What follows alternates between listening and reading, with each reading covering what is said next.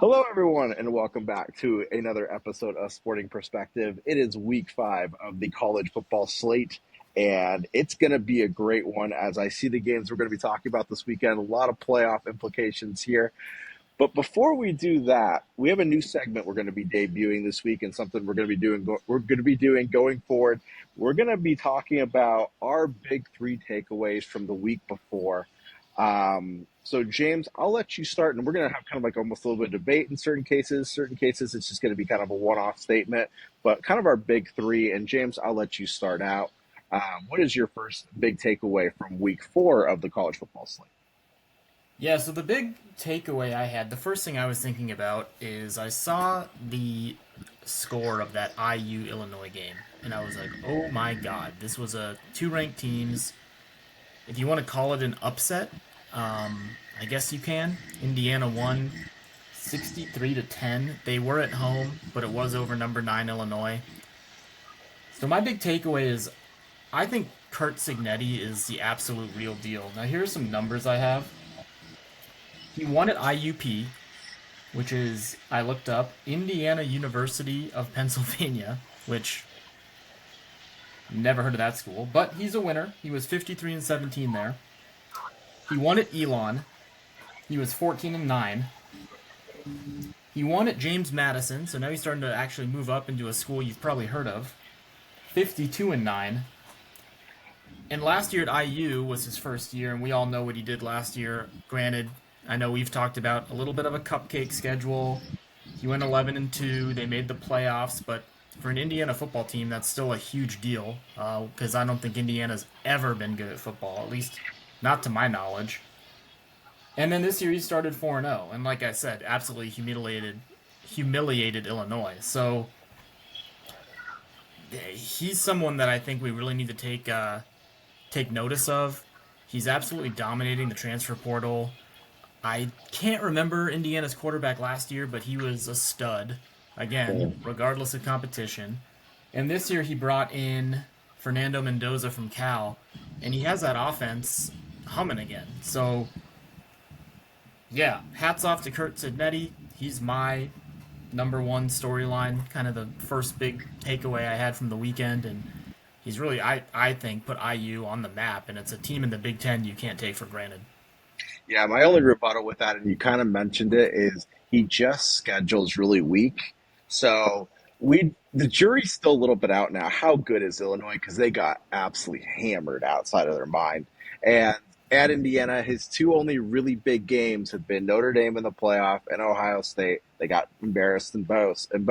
So it's going to be interesting. They have Oregon coming up soon. We know Oregon is kind of in that category of competitive top 10 program. Be interesting to see what happens there. And if I got this right, I think they got to go to Oregon. So that'll be interesting to see how they are. But he's turned that IU program right around, and he's been a winner everywhere he's been. Yeah, he's fun. It's my mother's alma mater. Granted, she's not a big sports person, but when they're doing well, she seems to always find a way to chirp in about Indiana. So yeah, I mean, like we both said, I will agree with you.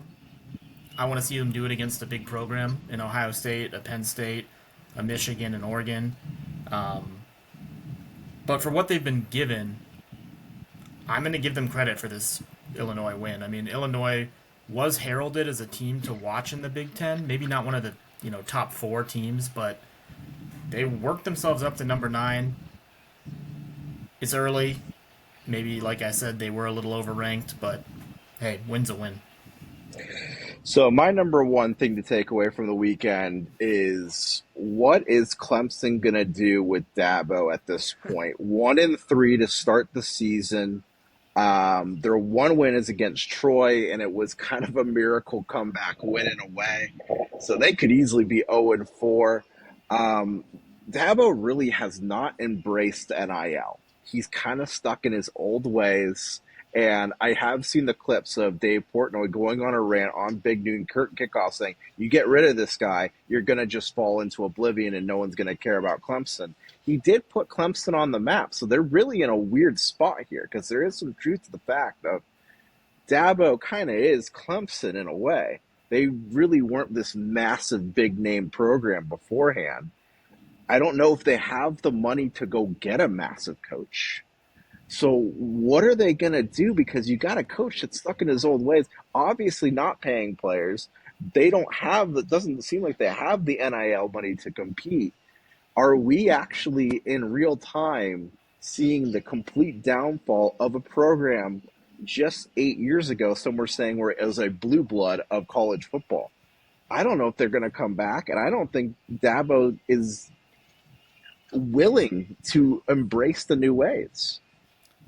Yeah, it's a little concerning. I mean, you see an Alabama program and Nick Saban literally came out and was just like, look, I see where this is headed.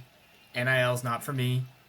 I'm not about, full on rehauls of teams and getting a bunch of transfer players.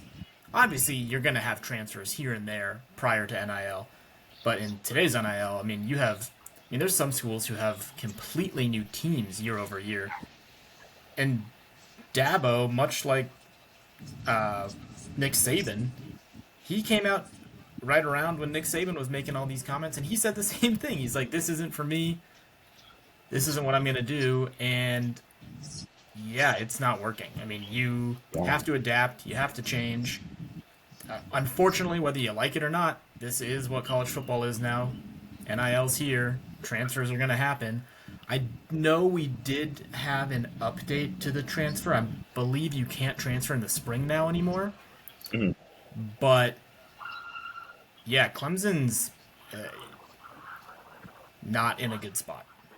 And especially with the offense that they have, how many actual like NFL prospects they have. Cade Klubnik has obviously not been the guy that we thought he was going to be, but they are ranked in offense efficiency 119th of what 134 teams in Division One. That's horrible. They're the Iowa of the ACC. Yeah, and it's just like it's crazy for this being team. This team basically being projected co-favorites with Miami at the beginning of the year. I mean, they're not even in the conversation anymore. No, no, they're. I mean, even if they went out, I don't know how you can put them in the playoffs. Yeah. I did see something interesting. There was talks of if Alabama sort of spirals a little more too. I know we were talking about them a lot week one. Um, Dabo is an Alabama guy. I believe he played there. Is there any chance he would go take over that program if for some reason Alabama got rid of uh, DeBoer? I don't think so because he's not willing to adapt to the times of NIL. Because he came out. I know he came out this week and basically said, I'm not leaving. Like this is Yeah, who I am." And same, who else came out and said this was Mike Gundy. Mike Gundy came out and was like, "I'm not leaving." It's he's like yeah Oklahoma he's gonna State. get You you he's also have getting a lot of fired. work to do. Yeah, But yeah, yeah, I don't he's know. I mean, I don't know how you can continue to pay. I mean, whether he makes it through his contract, and I don't know what I'd have to look up what kind of contract. I don't know if he's on a lifetime yeah contract or if he's only have a couple of years left. I don't know what you do, but I mean, a couple more losses, and I don't even know why keep him around, especially if you know that he's not gonna go get transfer players. It yeah. just seems like a no brainer to. It might be time to move on.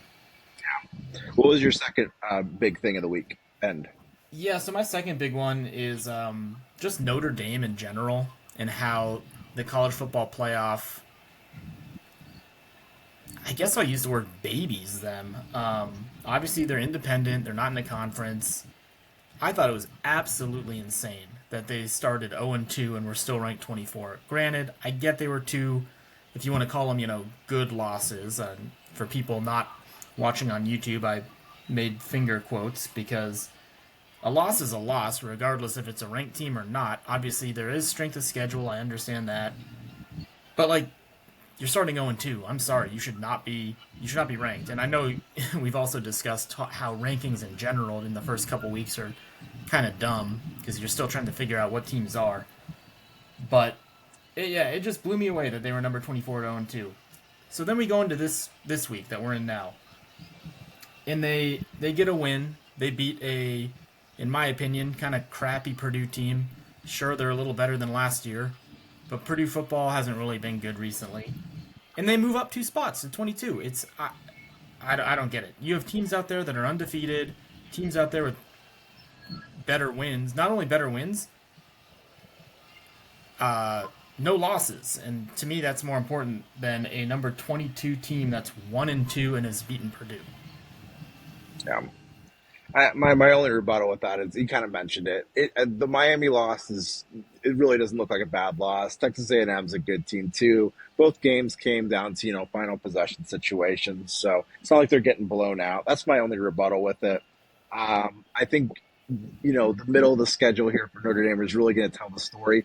Obviously, if they lose one more of their last nine, they're not getting in the playoff, and that's really all that matters. They better not. I mean, if they, in my Three opinion, losses, they can't get in. They they won't get in have with three they losses. have to win out to even have a chance. I think. And what? Yeah, like you said, one more loss, they better not even get it. But you know that the committee's they're always gonna have their finger wrapped around them a little bit. But But yeah, I will add on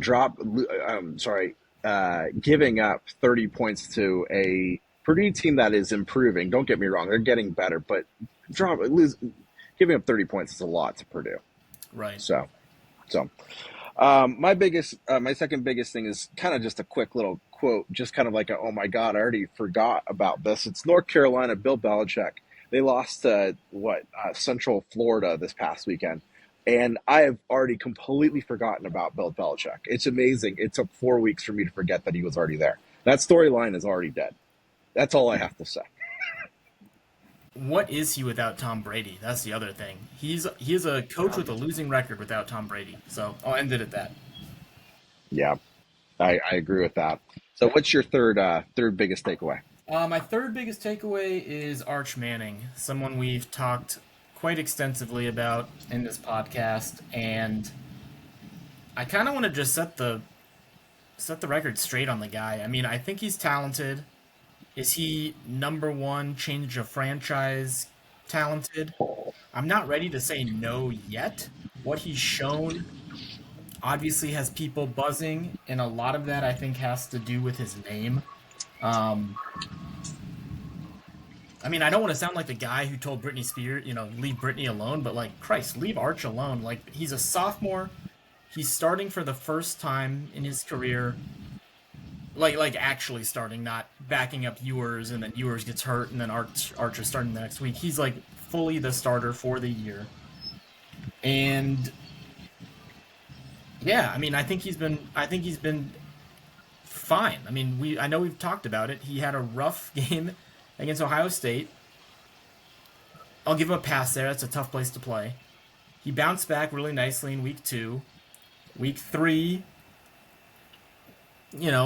he's under a microscope, especially at a school like Texas and with Manning on his back. But I thought he played really really well this past week. Granted, it was Sam Houston State. Now he's going to be going into SEC play, and let's see what he does. I want to see end of season, what his numbers are, what his record is. Uh, but for now, it's just like, my God, like, leave the guy alone. And I get it, podcasts, the media, college football talk, like, it's a part of it. That's just how it goes. But I think he's going to be okay in the long run. And if he's not, and he's just a game manager, then so be it. Maybe he's more Eli than Peyton. Yeah, I think he's going to be fine. I mean, you just got to give these things time, and you just got to give these kids reps more than anything else. And I think he's going to be fine in the long run. And I think there was just a lot of ridiculous hype up going into the season with his last name being his last name, and there's still talk shows and there's still people on TV talking about how he's going to be New Orleans quarterback next year. I think it's just kind of like, hey, we just need to cool our jets here, and this guy has all the promise to be very, very good. Just kind of chill out for a moment. We're going to be fine, I think. And he's got plenty of So, time to develop, I think, still, too. I mean, yeah, if he goes to the right if he goes to the right NFL team, has a good yeah, quarterbacks coach, I mean, I think someone can pull something out of him. I look at guys like Jameis Winston, Trevor Lawrence, former number one picks who, I mean, heck, look at Trevor Lawrence. The guy was heralded as supposed to be the next he was supposed to be the next Peyton Manning with legs, and he hasn't Yeah. quite lived up to the billing. He's fine. I mean, I think he's a starting quarterback in the NFL. He's not a top 15 starting quarterback, but yeah, I think it's still I a mean, wait and Spencer Rattler's currently a starting right. quarterback in the I think it's still NFL. a wait and see approach with Arch. I mean, Spencer Rattler's a great example. Number one high school recruit, little shorter, probably. I mean, he's basically the same build as like a Drew Brees, and Yeah. he's been doing fine for the Saints. Obviously, they're in an interesting situation because they're not really trying to win games. Um, I say that. I mean, obviously, every team's trying to win, but he's not going to give them an opportunity to win. Yeah, I don't know. Yeah. It's Yeah. interesting how, and everyone develops differently. Like I said, Spencer Rattler, number one high school quarterback, had a very weird college career, makes it to the NFL, and then the hype train went back up on him. Yeah. Let's let the dust settle with Arch. I think overall he's gonna be okay. I'll kick it back to So you.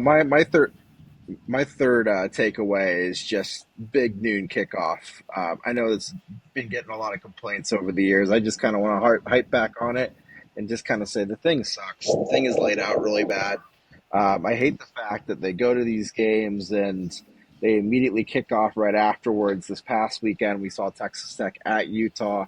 Utah is known for being a hype house at night, and of course, that game kicks off at 10 a.m. And as a college kid, it's tough to do anything at 10 a.m. So of course, the place is not as loud, and it's tougher. I mean, in that case, usually you have those early kickoffs. The West team is actually going east. This case, it's West Coast basically Stein. It kind of stayed West Coast. So that's a tough environment to kick off on. I know it's to do with television and all that stuff, but it's like in certain cases, some of this money does destroy the product or hurt the product a little bit. I know Texas Tech won the game handily. I don't know how much it would have changed the difference, but I go by the belief of thinking the game would have been more competitive had it kicked off at like 7 o'clock at night. Yeah, I watched. I'll be honest. I watched some of that game. It was interesting because the backup for Texas Tech came in the second half, and they still continued to dominate Utah.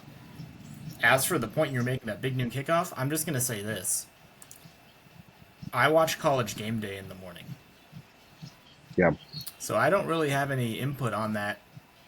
And I guess my input from what I just said would be I don't watch Big Noon Kickoff. I watch College Game Day, so it's still second tier yeah, to me. yeah. All right. Well, that said, let's go into some of the matchups this week, and we're actually going to be starting with the big noon kickoff game because they declare their decision like 10 days before the game has actually happened. I don't think they would have picked this had it would have been after this game, but USC is heading to Illinois. Illinois looked horrible last week. USC still undefeated, really hasn't faced anybody, but this is kind of that problem. USC going to Illinois and their time they have to go play at 9 in the morning. That sucks. Who do you got? Yeah. Um. Well, yeah, 9 in the morning in California time, I guess. It'll Yeah, be like it'll I be think it'll be 11, 11 11. in Champaign. Yeah, I'm surprised Illinois stayed in the rankings. I'll say that. Like you said, it's well, I don't know if you said it, but it's number 21 USC at 23 Illinois. I know Illinois' home. This is a seems like a great bounce back opportunity for them to like, all right, flush what just happened at Indiana. Let's get back home and beat a USC team and right the track. I don't think I can. I mean, with what I saw out of Illinois last week against Indiana, and I actually did watch some of the USC Michigan State game too. I'm gonna have to go USC until I mean I can't get behind a team that put up 10 points and lost 63-10. So I'm taking USC on the road. yeah. I saw the same thing you did. I think it's going to be a closer game, but I am going to give USC the edge. I kind of feel like this is going to be a sloppy one, like kind of like a weird like 17-16, 21-20 type game. Just kind of like a sloppy early snooze fest a little bit. But USC would be my pick. What does the simulation got? Simulation has Lincoln Riley and USC winning 42-28. Another ranked SEC matchup here. Number 4 LSU heading to number 13 Ole Miss. Ole Miss destroyed Tulane last week, which surprised me. LSU's looked good all year. Who do you got? I'm continuing to back LSU. I picked them to win the SEC. They haven't always looked great. Last week, I know we talked about that post game interview with the reporter and Brian Kelly, basically asking where the run game was. But hey, they're winning. They put a ton of money into that program. They have the players. I believe in Nussmeier. So I'm taking LSU, even though Ole Miss on the road for LSU is a tough place to play. But yeah, I'm backing the Tigers. Yeah, I'm going to take LSU too. I think this is going to be a closer matchup just because it is going to be at Mississippi. Mississippi impressed me last week, played much better than I expected them to, especially since a lot of their offenses now in the NFL or graduated from last year. Uh, really a good test to see where they're at here. But LSU has looked really good throughout the season. Um, Tough to not pick them here. So I am going to take the Tigers. Simulation had Ole Miss winning 33-30 in overtime. Oh, okay, close. Next one, your Arizona Oh, Wildcats God. going to Iowa State. They're ranked number 14, Arizona unranked, but both teams are undefeated. I mean, I have to pick my Wildcats. I'm backing the A. Um, Realistically, do I think we can win this game? Actually really think we do. And I think we actually think we have a chance. If our offense is playing halfway decently, I think our defense is much, much better under Danny Gonzalez, former ASU defensive coordinator. Which is funny that he's at U of A now. But honestly, Iowa State doesn't blow you off the page offensively. It's their defense, I think, which is what they really herald themselves on. But I think Brent Brennan finally handled the transfer portal correctly, brought in his own guys, got the guys that were at Arizona post Jedfish when he left to buy into him, and I think he actually has a roster that can somewhat compete. Um, yeah, I don't think Arizona blows out Iowa State by any means. If we're winning this game, it's going to be by like 3 points or maybe a touchdown. So, but I'm back in Arizona. I think this would be a huge, huge win for Brent Brennan and a huge boost to the fan base in Arizona, who was just ready to jump ship last year on Brent Brennan. So I'm going to take Iowa State just purely for the fact the game's being played in Ames. If this game was in Tucson, I would take Arizona. But at this point, I think the game is going to be close. I think Arizona walks out of there with a loss, but actually feeling good about themselves. Um, I give Iowa State the edge by a field goal. Yeah, I'm going to skip the simulation. Simulation at Iowa State winning 44-21. Jeez, okay. A lot of scoring in that one. So, last two games here, we're going to cover very, very coveted matchups. They've been circled kind of all season. Number 6, Oregon going to College Station. Number 3, Penn State I'm in taking the I'm whiteout. taking Oregon, and I have one reason why I'm taking Oregon, and it's because James Franklin can't win the big games, and until he proves to me Yep. he can win a big game, I'm not picking him to win. I don't have anything else I really want to say. I mean, I could go down rabbit holes on either side. I mean, obviously Penn State's a very, very good football team. They have very, very good players, a good quarterback, two solid running backs. I'll let you I'll defer to you to this. Oregon's your team, but yeah, until James Franklin gets a big win, I'm taking Oregon. I think we're going to see very similar to what we saw in the Big Ten championship last year. A lot of scoring. I think it's going to be a really rowdy environment. I honestly think this can go either way. I'm going to back Oregon here. I think it's going to be close, though. It could honestly go either way, but I think this is going to be a great test to see where Oregon's at going into the roughest crowd they'll see all season. I do believe both these teams, regardless of how this game plays out, make it to the playoff. Um, and really, this is both of these teams' first test. Up to this point, you could really make an argument that Oregon's schedule's been very weak, and you can make the exact same argument about Penn State. So this is really both teams' first big test of where they stand. I'll take Oregon, but I think it's going to be a shootout. Well, let's hope that we get what the simulation says, because we're going to get a hell of a game. Oregon 36, Penn State 33, and double overtime. That could happen. I could see that happening. Now, great SEC matchup. Number 17, Alabama, going to number 5, Georgia. I'm taking Georgia. I think Alabama, like we've talked about in previous episodes, I don't think they're not washed. They're not really, really bad, but they're not the Alabama of old. Georgia and Kirby Smart, they still have that same type of oomph, I think. And I just can't see Alabama winning at Georgia. So I'm taking Georgia at home. I don't have much to add to this one. I'm going to say pretty much the same thing you did. I'm taking Georgia, and yeah, Alabama is just not the Alabama of old. So, what does the simulation got? Simulation has Georgia winning 48 to 7. Jesus. Okay, I don't think it's going to be that bad. I don't think it's going to be that much of a blowout, but okay. All right. Well, as we just went through some of these games, it's a great slate of college football, and I'm excited to watch. We got some news this past week that's pretty exciting. We know that college football has started the season in Ireland the last few years, but it seems like they're going to be expanding the abroad program of college games this next year with ASU and Kansas heading to Europe to play a conference game. So England. we decided they're going to play in Yeah, England. not Europe. Yes, playing in England. England. Yeah. Oh, I just threw the whole continent Oh, on well, there. yeah. Yeah, I guess yeah, technically yeah, those yeah, are. You're right. yeah. I just threw the whole continent on there.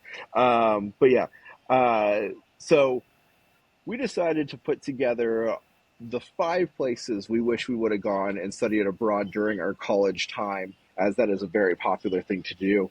So James, I'll let you start with your number 5, and I guess we'll just go back and forth. Yeah. So my number 5, ironically, I put England. Wouldn't have to worry about language barrier other than the weird different words for things that we say. Like we say pants, they say trousers. We say bathroom, they say loo. But I just think England would be fun. I've been there before. London's great. I'm a big English Premier League fan, so being able to go to games here and there would be awesome. And yeah, I mean the history, the culture, it's super fun. Um, Bar food's huge. Fish and chips. Being able to just pop down to a pub and get some beers. I just think it'd be a fun time. So yeah.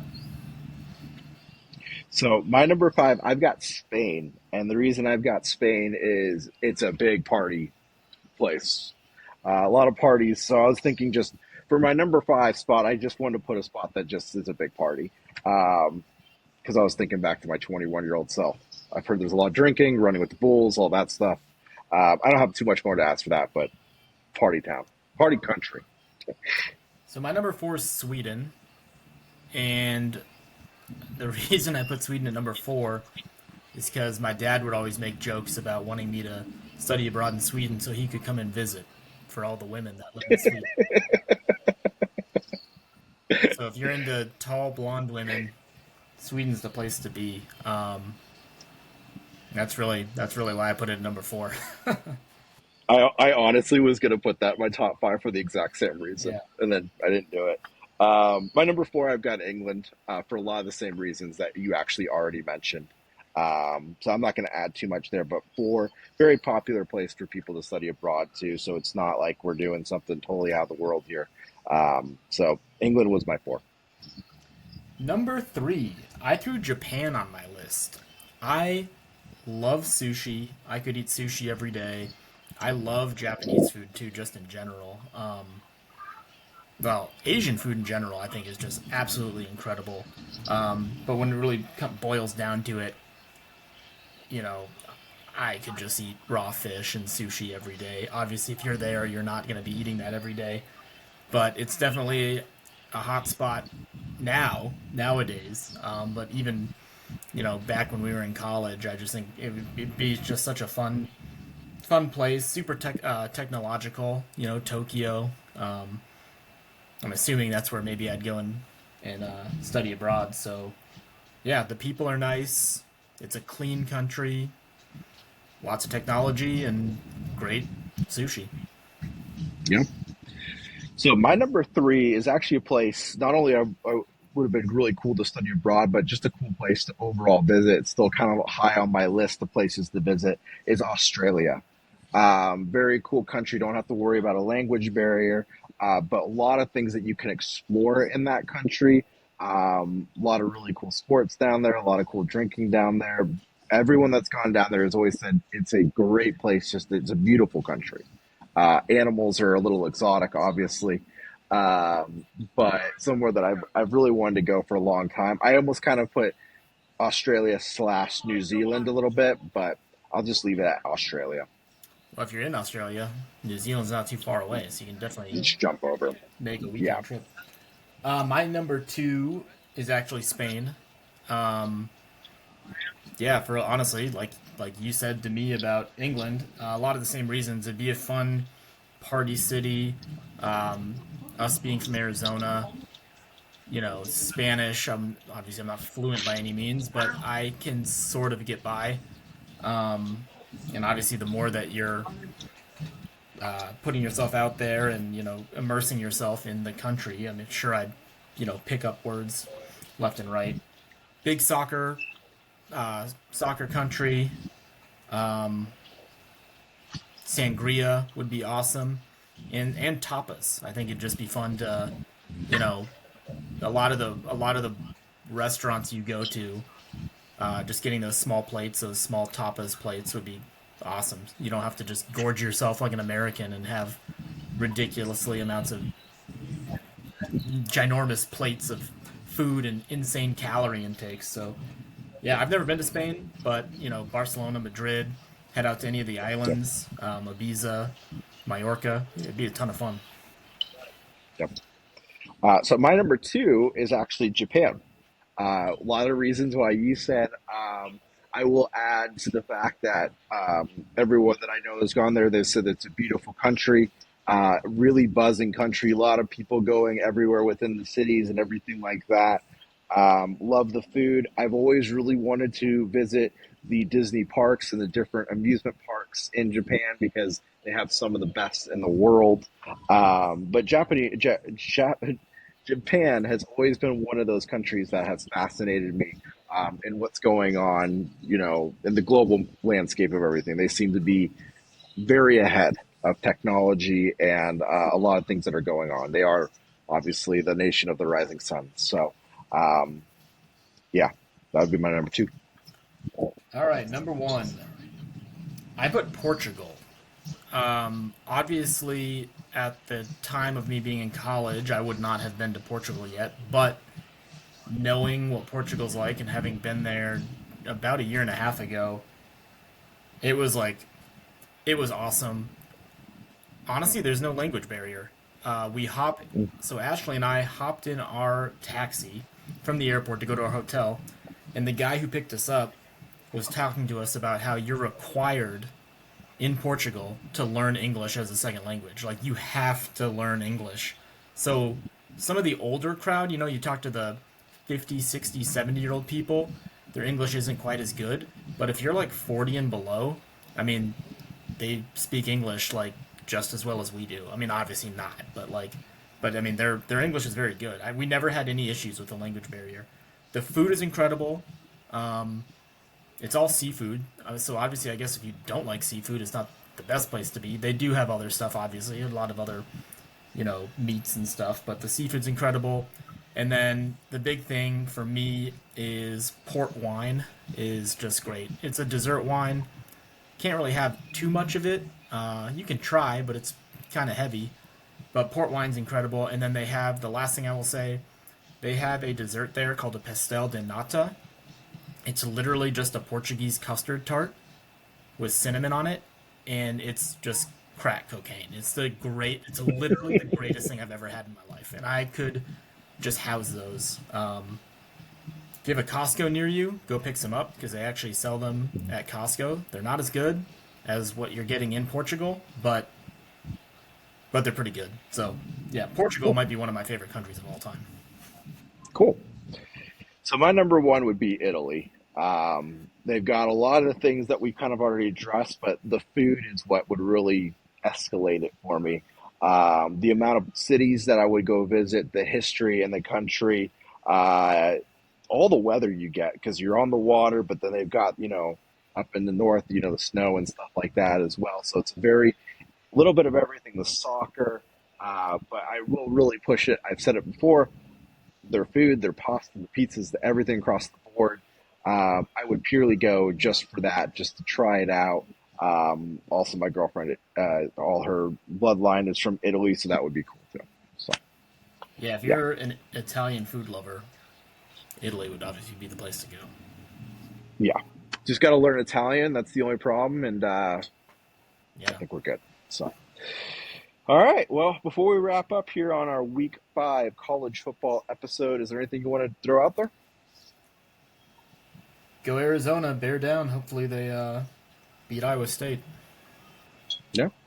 Should be a fun weekend of college football. And guys, tune in tomorrow. We got week 4 of the NFL slate. We'll be addressing quite a few things. We'll see you then. Until, yeah, I guess that's it. We don't got any more. See you tomorrow.